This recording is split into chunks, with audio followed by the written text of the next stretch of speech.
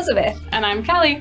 It's another day of traveling for us here at BGCTV, and today we're visiting two places, Australia and Antarctica. There are 7 continents and only 5 days of our show each week, so we realized we'd better hurry up if we want to make it all the way around the world before the end of our show. The good news is that Australia and Antarctica are pretty close to each other, so we're starting our day here in beautiful Australia, and we'll end the day in Antarctica. Wow, Kelly, sounds like it's going to be a busy day. Sure is. In fact, it's already been a busy morning.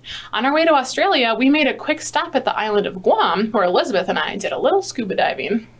It sure was beautiful there. Agreed. We got to see so many cool ocean creatures close up. I think we should start exploring Australia, Kelly. Let's do it. We'll head over to Joe, and then we'll be back later to share some of the cool spots we found. Over to you, Joe. Wouldn't you like to swim in paradise? Or swim with whale sharks? Well, now you can do this if you just visit Australia and go to the Ninjaloo Reef. The Ninjaloo Reef is considered one of the Earth's last ocean paradise. It is the largest reef in the world, and all you have to do is step out in the water in West Australia. What is there to do in this reef, you may be asking? Well, there's plenty to do, like swimming with whale sharks and the crystal clear water. What makes this reef so special? Well, that is the amount of things that live here. In this reef, there are over 250 different types of corals and over 520 different types of fish. That's a lot of fish. It's so easy to get to that anyone and everyone can do it. But divers have an easier time seeing everything that is going on down there. The most common fish that people see down there by the reef are whale sharks, manta rays, turtles, and potato cods. Potato cods are my favorite. Plus, so many more fish. This reef is very deep. It reaches 24 meters down, and the further down you go, the more things you will find. Like when scientists found some gardens of sponges that were completely new to science. Some rare turtles are even said to lay eggs here. Since the reef is so close to the shore, you're allowed to fish. There are marked areas to fish in. There are some areas that you're not allowed to fish in though, so be careful to watch where you're going. That's all the information that I could reel in. Maybe next time you guys can see some of the rare creatures around here as well. For now, I'll leave you guys in the capable hands of Elizabeth and Kelly, who are touring some spots in Australia. Hi guys, aren't we in the most beautiful place ever? We're here in Sydney to talk about what you can do here in Australia. Australia is home to tons of different wildlife and beautiful landscapes. One big one, and when I say big, I mean huge, spot that is a must-see is the Great Barrier Reef. The Great Barrier Reef is the world's largest coral reef, made up of 2,900 individual reefs and 900 islands that stretch over 1,400 miles. That is mind-boggling. Also, something super cool about the Great Barrier Reef is that it can be seen from space. Can you believe it? Wow, I don't think I can. What can you do at the Great Barrier Reef? Well, lots of people take boats out and scuba dive or snorkel. It sounds like so much fun. Maybe we should do it while we're here. We'll have to see if it fits in our schedule. But what is the next must-see here in Australia? Well, it's a Sydney Opera House right behind us. Oh, I was wondering what that building was. Well, it's a huge opera house here in Sydney, and guess what? It's one of the most famous buildings in the world. It has been around since 1973 and is visited by more than 8 million people every year. That is a whole lot of people. I'll say. Another popular location is the bridge you can see behind us over here. If you like bridges, this one is beautiful. This is the Sydney Harbour Bridge, and this bridge has been open since 1932. It's open for cars, bikes, and even people to walk on. I bet it would be a pretty long walk though, because that bridge looks huge. It does. Maybe we should get our steps in for the day and walk across the bridge. It doesn't look like we'll have time for that, sorry. Hey, that's okay. There are plenty of other things to do here, like visit many, many beaches, as well as go kangaroo searching. Wait, do they just have kangaroos on the side of the road? Yes, ma'am, they do. If you are outside of the city, you will definitely see kangaroos. Just keep your eyes open for them. Wow, good idea. I agree. Australia has so much to do. Just get out and explore. Well, that's all the time we have. Let's take a quick commercial break and then head over to Kaylee for her wellness tip. I love to scuba dive, and Australia is one of the best places to go scuba diving. They have so many exotic fish, and they have the amazing Great Barrier Reef.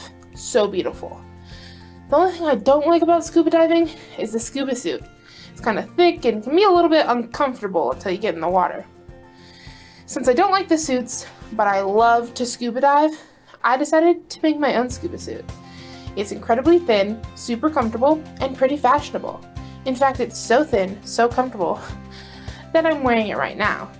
That's right, I'm wearing it over my clothes, so I can show off my fashion. Here, let me take it off. Wow, couldn't even tell. That's how comfortable and thin it is. Oh, perfect. Call 1-800-SCUBA Skin Suit today. Get your own. And I'll see you in the water.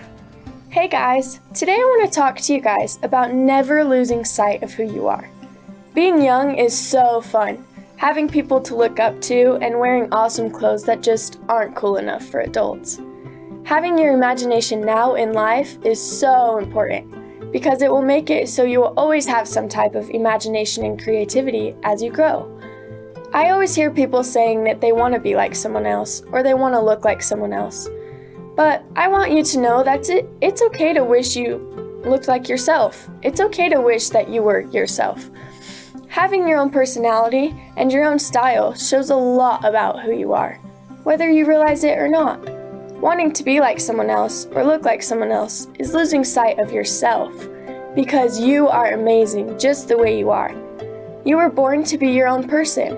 You were born with your own personality, and that is what makes you, you.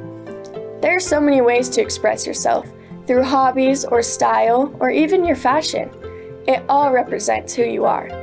You will never be exactly like someone else, and no one else will ever be exactly like you, because no one can be a better you than you can. Isn't that so cool?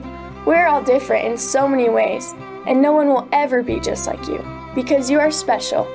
Anyway, guys, that's all I have for today's wellness tip. But I hope you know that you are the best and you are unique. Let's head on over to Kelly and Elizabeth to talk about some wildlife. Oh, and don't forget to smile. Bye! Thanks, Kaylee. Elizabeth and I are here in the Australian outback to tell you all about some of the amazing and dangerous wildlife you can find here. We just spotted one of my favorites, a kangaroo. They are pretty amazing creatures. Thanks to their big feet, they can jump about 30 feet at one time, and they can travel more than 30 miles per hour.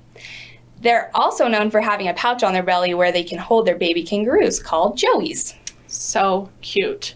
Speaking of cute, we have to talk about koalas. Did you know koalas are actually related to kangaroos, and they also have pouches where they can hold their baby joeys? I had no idea.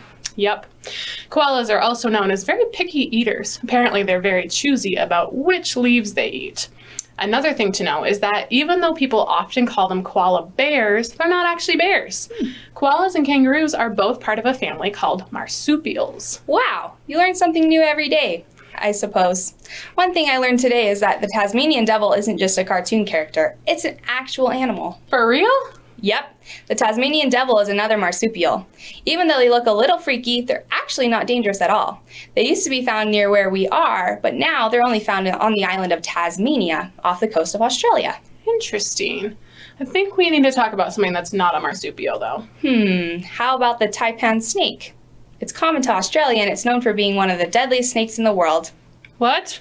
Next, please. Well, if you want a different reptile, there's the thorny dragon. Ooh, is it actually a dragon? Not quite, but it is pretty cool. It's also known as a thorny devil, and it's a type of lizard. It's covered in big spikes to scare off predators. It can also change colors depending on the temperature and how it's feeling. Wow, that is actually pretty cool. Before we go, I've got one more to share. The platypus. You mean like Perry the platypus from Phineas and Ferb? Yep, he's platypus. The platypus is super interesting because even though they're technically mammals, they actually lay eggs and spend a lot of time in the water.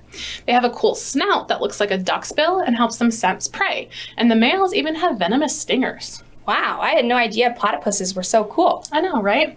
Well, Elizabeth, I think I see a tarantula over there and it seems to be getting closer. Can we get out of here? Yes, please. In fact, we're all out of time in Australia. It's time to catch our plane to Antarctica. Oh, yay, it'll be good to cool off from this heat. You might change your mind once you get there and feel just how cold it is, Kelly. We shall see. We've got Joe standing by to kick off our visit to Antarctica. Take it away, Joe. When you think of mountains, you think of those giant things that are all around you and way too tall for you to touch the top.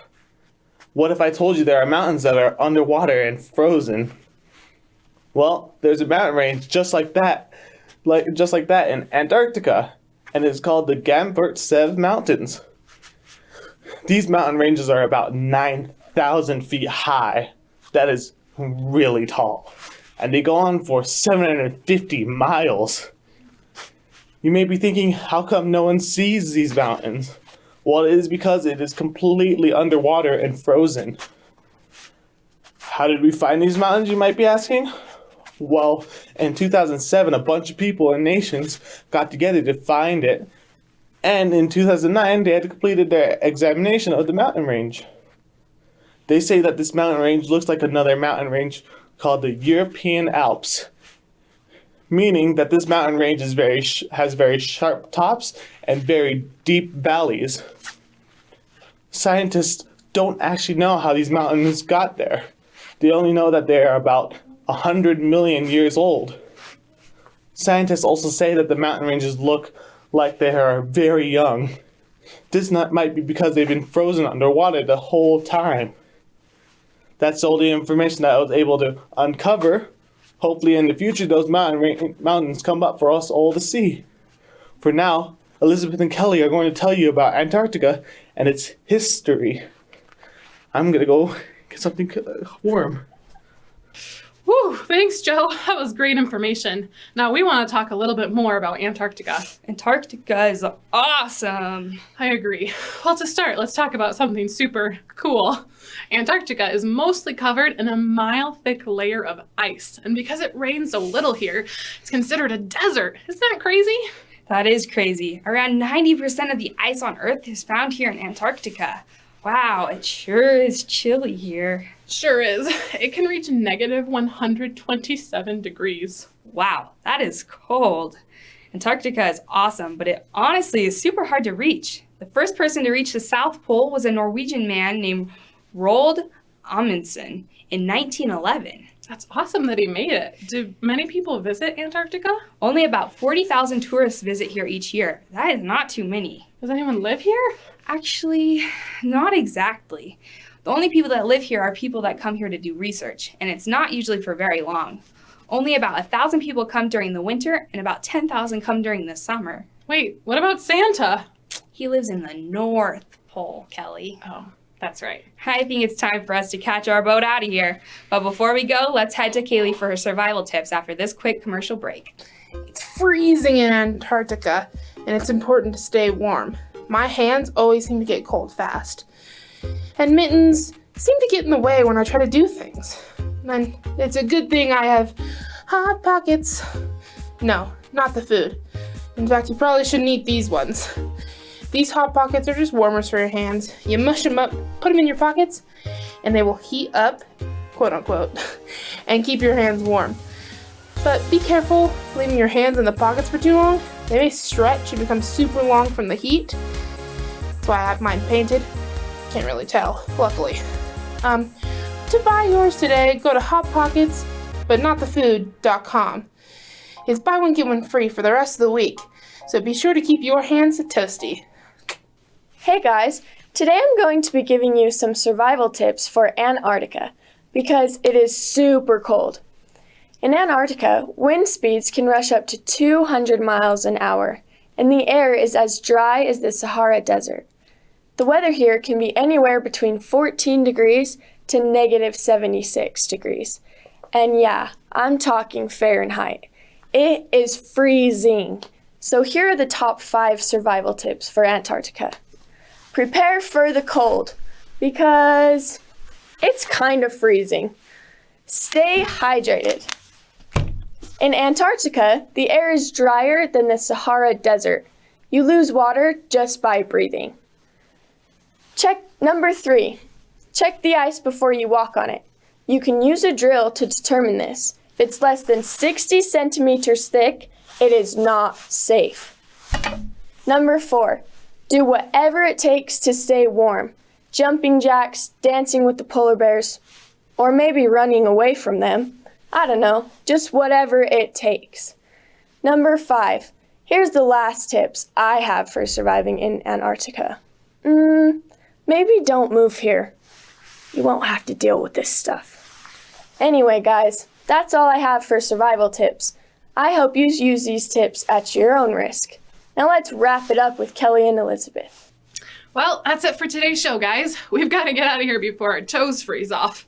It's been a jam-packed day, but we hope you enjoyed learning all about Australia and Antarctica. Leave a comment down below to let us know which one you think you'd want to visit. And be sure to check the link out to do Art with Holly. We'll see you guys tomorrow on our next destination, Africa.